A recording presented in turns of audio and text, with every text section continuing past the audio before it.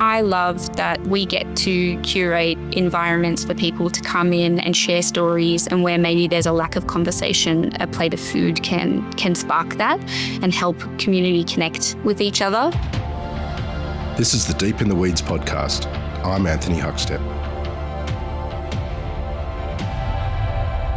Running a cafe creates a bevy of adversities and triumphs, adding further layers to that as a social enterprise that provides support and career paths makes for an even more complex business. What does it take to run a successful food business and have a vital social impact as well? Hannah Costello is the co-founder of Café Stepping Stone in Dixon and Strathnairn in the ACT. Hannah, how are you?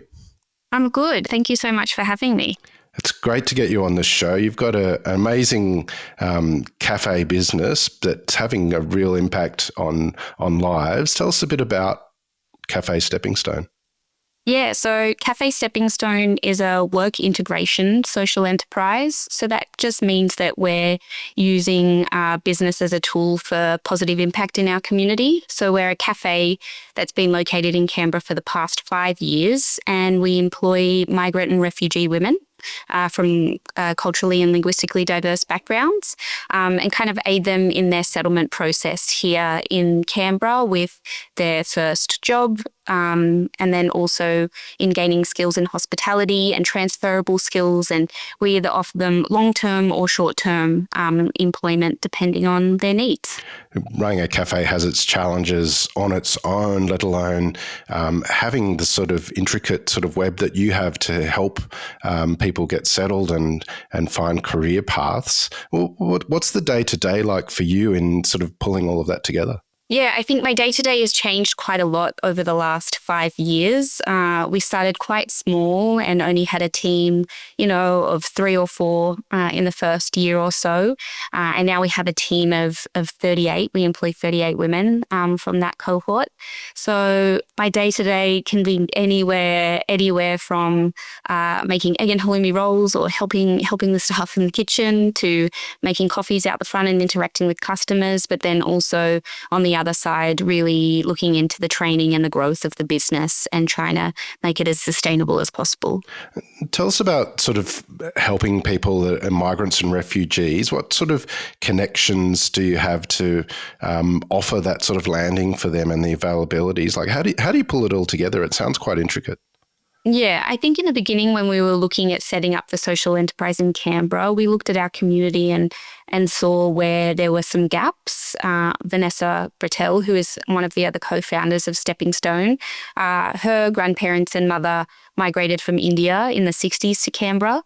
And she felt, reflecting on their journey, that her grandma really was quite isolated when she first moved here, and still now, even having lived in Canberra for over 50 years. And some of those barriers that kind of stopped her from entering the Australian community were language barriers, cultural differences, having caring responsibilities. And when we kind of saw that and the gaps that were still evident, we thought that this kind of social enterprise would really fit for migrant and refugee women. So we reached out to all of the other support services in Canberra, from Red Cross to migrant and refugee support services and different Vinnies, different kind of support services that are around. And we kind of talked to them and said, hey, do you think this would be a good idea? Do you have clients that you would be able to refer to us? And then we started from there. So we still rely on them for a lot of the wraparound services so that we can focus just on getting them into employment, stable employment, and helping them with any training that they need. I'd love to sort of discuss shortly some of the people that have come through the system and the impact that you've had on them and their lives. But just tell us a bit about the cafes. What sort of offering do you have, and how different is it to the sort of other cafes that are around? Yeah, so it's still your normal cafe. You can come in and get banana bread and coffee and all of the things that you love, eggs on toast. But over the years, we're really trying to transform and get the women that we work with's ideas onto the menus and onto the plates. We feel like that is something that can spark conversations between people that may not have necessarily been around or know much about the different cultures here in Canberra. It has taken a little bit for some of the women to feel confident in sharing their recipes, but now at Dixon, something that's really popular is our childa, which is Turkish eggs from our lovely staff member Cheatham from Turkey. We also have Chi-Chi's Myanmar corn omelette, which goes off. It absolutely slaps. It's so good. And then at Strathnan, we actually have the wonderful Nanda Wynn, who joined the program 4 years ago and has come through and is now running the kitchen at Strathnan. And you can get anything from tofu lab to a red curry. She's from Thailand and Myanmar, and she really brings out her roots in the specials that she puts up. How did this all come about? I know we're going to get into sort of your long history in the front and back of house in different hospitality roles, but how did the idea sort of first come about and it all get sort of traction? Yeah, so we have to take you way back. The Stepping Stone journey didn't start in Canberra. It actually started about 10 years ago with an idea that this kind of business could be something exciting for myself, Vanessa, and another co-founder, Tom Navakis. It would be a challenge to open up a hospitality venue for us, and we were kind of a little bit at a loss of what we were going to be doing with our lives. But we also really had a lot of energy to be able to be giving back to different communities. Vanessa went over and spent some time in South America, in Colombia. And when she was there, she could really see how disconnected the communities were from the tourism side of Colombia, especially Cartagena on the Caribbean coast. And she kind of wanted to go back to Colombia and start something. And she had experience in hospitality. I did, Tom did, and we put our brains together and thought that that would be quite an adventure for us, while also giving back to some communities that really needed it. So we opened up the original Stepping Stone in Colombia in 2017. And that ran for 3 years over there. But unfortunately, like a lot of hospitality businesses, COVID was too much for us and we had to kind of pivot and move home. And that was kind of where Stepping Stone Canberra was born. You mentioned some of the amazing people that are having an influence on the menu with both sites. Do you have a couple of examples of some people that have worked with you for a period of time and the impact that, this career path and this sort of opportunity that you've given them has had on them? Yeah, so we offer both long-term and short-term employment. So a lot of the ladies where the really big, deep impact happens because they have significant barriers to entering the workforce. A lot of those ladies are still here with us, and we've been able to give them career pathways where they've started at entry level and now they're supervisors and running kitchens and growing within the business. But then we've had a really lovely group of young migrants and refugees that have come over with their families when they're 14 or 15 and they're at school and they kind of just need that first job to, one, help their family, but two, practice their English, get more confident. It's been really beautiful to see them go through year 10, 11, 12, study really hard, work really hard, become more confident, and then be able to go into pathways of university or other workplaces. We have one lady that worked with us. I think she started when she was 15. By the time she was 17 and leaving school, she was a supervisor with us and helped us open up Dixon. And she's now a support worker at the migrant and refugee support services while also studying law. And we are just so proud of her. She's worked really, really hard. And when she first came, she was finding it quite difficult to get work, but she wanted to support her family and she got recommended to work with us. And it's all been very much her hard work, but she just needed someone like Stepping Stone to open the door to allow her to grow. It's very difficult for any cafe to turn a profit. The margins are so slim. And what's some of the challenges that you find with the model that you have, that not only running a cafe with sort of slim margins, but also having that social impact? What are the main challenges that you face with your business? Yeah, so I think the way that we kind of thought about it going into it is we took the traditional non-for-profit view on things where we want to do this impact work, we want to do training, we want to do employment. But if we just do it as the traditional non-for-profit, we have to 100% rely on grants and government and philanthropy, and that didn't sit well with us. And that's when we kind of saw that if we could put the traditional non-for-profit with a hospitality venue, then we know that we're at least covering a base amount of our costs. At the moment, both cafes we can pretty much run our basic hospitality training program and keep our doors open with the money that we bring in, but it's the kind of side-by-side support, the extra English classes, the additional financial literacy, health workshops, all of those kind of wraparound and additional supports that we can't do without funding. So at the moment, the overall budget, it's about 70 to 75% of the money covers our costs brought in from cafe sales, and the other 25 to 30% we look for government or grants to cover. We're super lucky. Our Dixon site was funded by the ACT government. They put out a tender for a work integration social enterprise, and we were lucky enough to be successful. So they fit out the cafe for us and give us some supplementary funds to keep the program running. And without that, I don't think we would be able to have the impact that we're having. But yeah, it's always a tight line. I think our first customer in our eyes are the people that we work with, and our secondary customers are the people that come in for coffees, which is an unusual way to think about hospitality, but we exist for the women that we work with. So it's always a little bit of a hard line to make sure that we're balancing the women that we work with, but also the customers that come in and help us fund the program.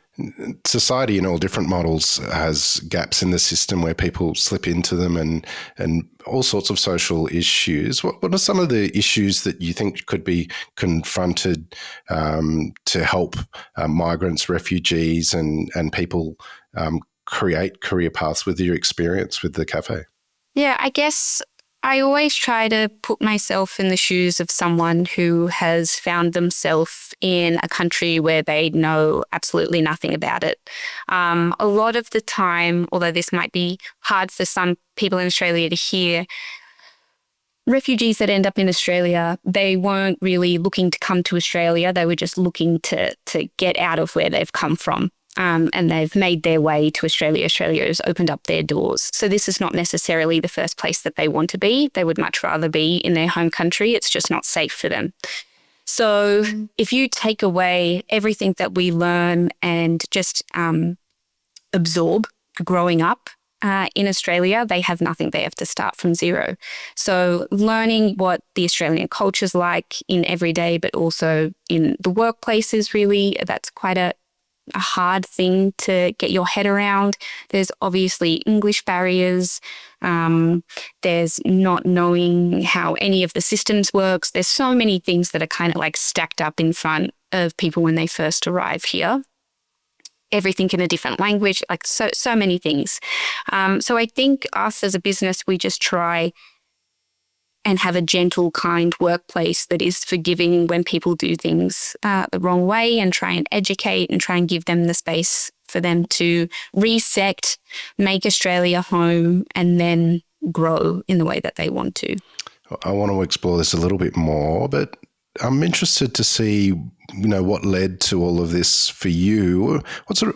Take us back to when you were young. Whereabouts did you grow up, and was food important to you and your family growing up?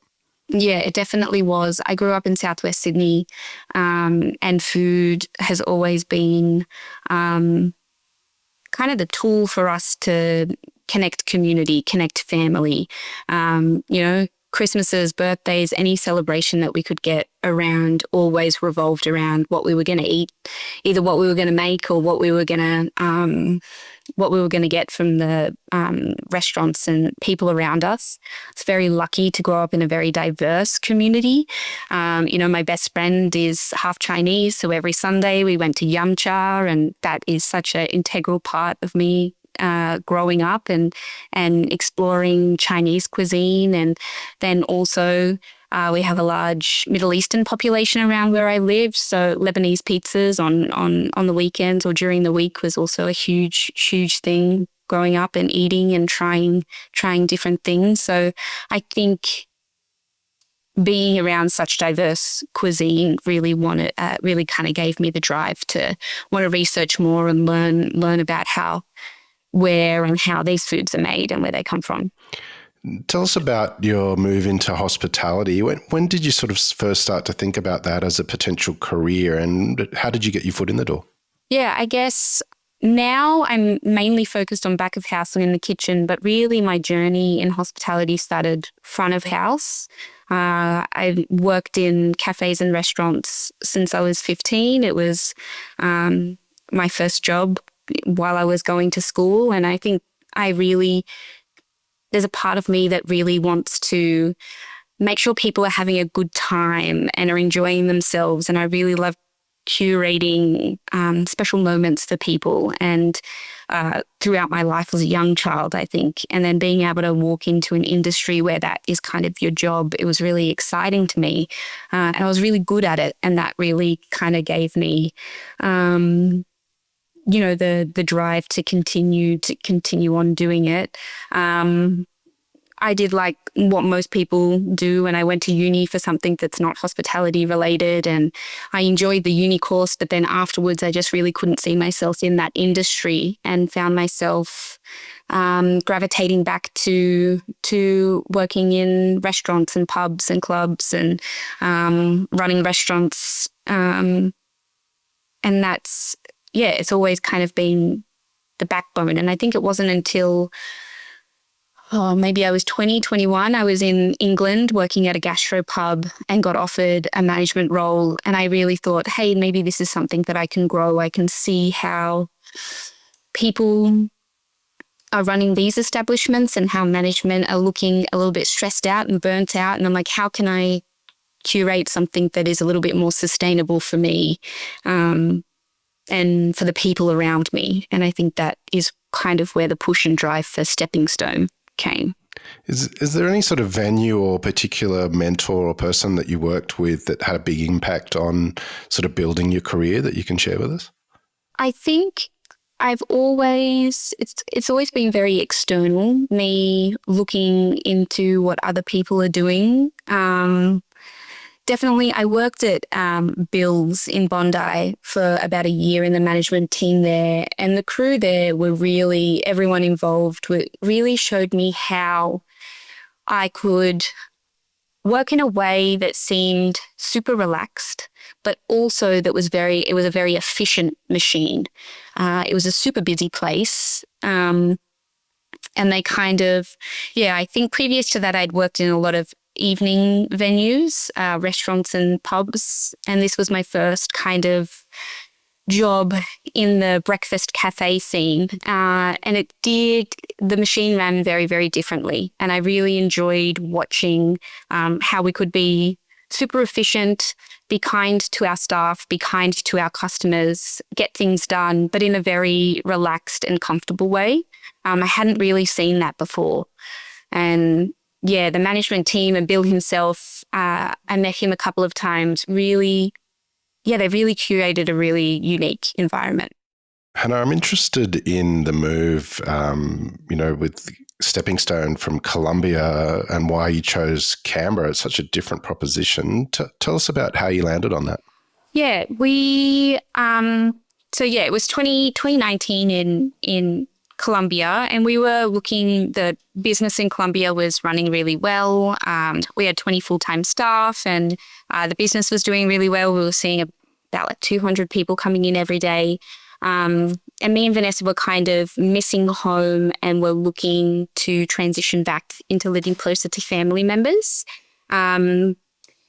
Vanessa's from Canberra and my family all live in Sydney. And when we were looking where we would live, we got in contact with someone from the Spark program run out of the Housing Development in Ginnaderry. They run training programs in hospitality and in construction and all different things. And we just kind of wanted to see what the training opportunities and how it functioned with CIT in Canberra. And when we were chatting to Emma from the Spark program, she mentioned, oh, there's an art centre just like behind us that has a kitchen. It's all set up, and they're looking for cafe operators. So that was, I think, December of 2019. So we sent an email and we're like, hey, we're looking to transition back. This is what we do in Colombia. Would you be interested in us being the cafe operators for Strathnairn Arts? We're located in Strathnairn Arts Centre at Strathnairn. And they were really keen. And they were like, yep, we would love to have you. But then obviously we all know what happened in 2020. In the beginning of 2020, everything kind of went into lockdown. And unfortunately, we had to come to the really hard decision of closing down the cafe in Colombia, which was really hard, especially having 20 full-time staff members. But Colombia shut their borders down super hard. And we relied on tourists to fund the program over there. So I think we closed up shop from about March. It took us a couple of months to be able to get home. And then August 2020, we opened up at Strathnairn, which thank goodness for them. They've really been a huge supporter of ours. They had everything that we needed to start. There was a coffee machine, stove, oven, it was a full set out kitchen. So our initial startup costs were quite low, which was integral to being able to start again. Canberra gets a bit of a bad rap by many people who haven't actually been to Canberra and seen how incredible it is. But were you surprised by Canberra, and what's it been like for you being part of the community here? I think Canberra has surprised me in so many positive ways. I'd been before. I knew it was beautiful. I knew the nature and the scenery and the kind of vibe of what living here would be like. But I've been really surprised at also the big city things that it offers. You can go out and get a fantastic meal and a glass of wine. You can go out to gigs. There's so many art things happening there. I feel like the ACT government really prioritises putting on festivals and things to bring the community together. And I don't think I ever want to live anywhere else. I really am enjoying living in Canberra, and especially having Café Stepping Stone. We're only possible and have doors open because of the community that has kind of picked us up and brought us along for the ride. They are the people that fund us. They are the people that come and share stories with our staff.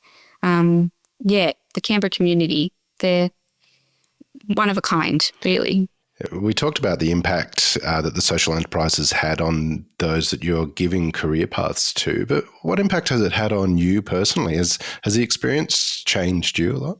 I think it has changed me a lot. I think it has been the best thing that I've ever done, but also the hardest thing I've ever done. I think if I was doing it by myself, I probably would have stopped by now. But with having Tom in Colombia and Vanessa here as co-founders in Canberra, they've really helped me along for the ride. I think I've always struggled a little bit with confidence and knowing that I'm making the right decisions. And the more that I work in this business and the more that I get to know the people that we're working with and the management team grows and people in the general public appreciate what we're doing, it gives me more confidence to continue and know that we're having a good impact. I think it's really opened up my mind to a lot of the inner workings of communities and how we can work together a little bit better to make sure that everybody has the support and their needs met. But yeah, I think it's changed me. I've become a lot more patient and hopefully gentle and kind and considerate to people in our community that maybe I didn't give enough time to before. There's a hospitality forum that's on in Canberra soon called Subject Matters, which you're a big part of. Tell us about your involvement and what you'll be sharing there. Yeah, it was really kind. Caitlin and Lucy, who run Vinosphere Fairer, reached out to say that they would like me to, if I was interested in being on a panel. I believe the panel that I'm on is the shit they don't tell you, which I think is a little bit of an insight getting people from all kinds of hospo backgrounds to sit down and kind of talk about the nitty gritty and the hard parts about being in hospitality and how we've been able to curate space for ourselves and have sustainable growth within career options, which it's not spoken about. Well, it's not spoken about. I've been in Stepping Stone for 10 years, so I've been kind of out of other management in other places for that amount of time. I hope that it's grown and I hope that these things are spoken about. But obviously, if we need to have a forum to chat about it, it's not. And I think what those guys do with training for women in the food and beverage industry in Canberra is really important. And I think it's really nice to be able to open up that to more people within the community to see how it all runs and how we can help each other. I love that name for the panel discussion. It's brilliant because it sums up kind of hospitality and trying to run a venue. On that note, what sort of advice would you have for someone that wants to go down the route that you've gone down to not only create a business, but have such an amazing social impact as well? Yeah, I think maybe the advice that I would give is if you see the great thing about work integration social enterprises specific, there's a lot of different social enterprises you can run, but work integration social enterprises really gives you a platform to be able to create impact in your community where you think there is need as soon as possible and quickly. It doesn't have to be in hospitality. It can be in cleaning services, gardening, horticulture. There's so many different routes that you can go down dependent on what the community need is. But it means that you don't have to be reliant on the big guys. You can start small and grow and fill in the gaps as you go and see what the needs are and then build from there. I think a lot of the time when you want to start a non-for-profit or something that doesn't have a revenue stream, you're relying on the big guys, the government, the philanthropists to get started. And that can be having to sell yourself can be really, really hard. So I think starting small, starting with a good idea, tell people about it, get people in your corner to help you because you can't do it by yourself, would be my big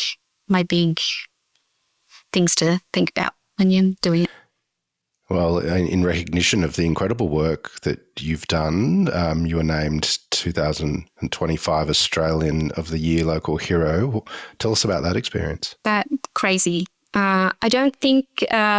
the fantastic thing about the Australian of the Year Awards is it is nomination-based, so it comes from the community. So the thought that someone had to put our name in the ring for such a huge award it's mind-boggling to me still now. But it really solidified that we're doing something in the community and the community recognises that.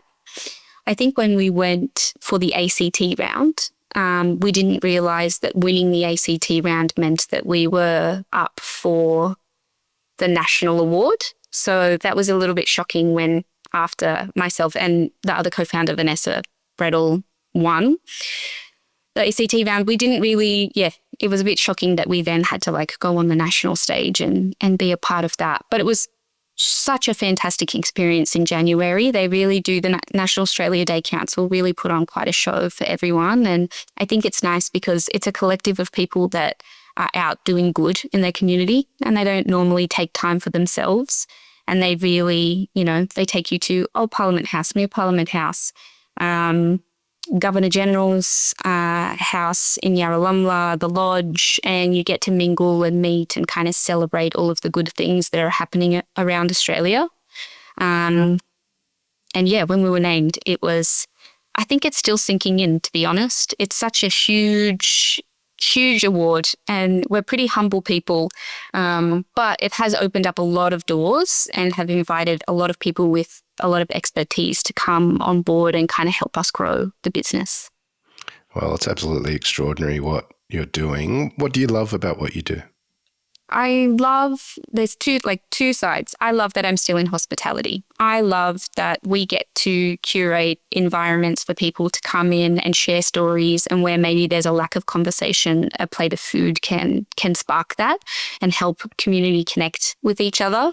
But also I love all of the women that we work with. They are such strong, resilient, beautiful, women that have been through a lot of adversity that they don't like to dwell on. I feel like they come to Australia and they kind of want to leave behind where they've come from and path new ways. And I think they give me so much drive to continue to do better for them, but also myself. I think they're my two favourite parts of what I do. Well, Hannah, what an absolute joy and inspiration to have you on Deep in the Weeds today. I can't wait to see where you take things from here. Please keep in touch and we'll have to catch up again soon. Yeah, thank you very much. I really appreciate it. This is the Deep in the Weeds podcast. I'm Anthony Huckstep. Stay tuned as we take a deep dive into the lives of the incredible people who ply their trade in the food and hospitality sector. Special thanks to executive producer Rob Locke for making this all happen. Follow us on Instagram at Deep in the Weeds Podcast or email us at podcast@deepintheweeds.com.au. Thanks to executive producer Rob Locke for making this all happen. Stay safe and be well.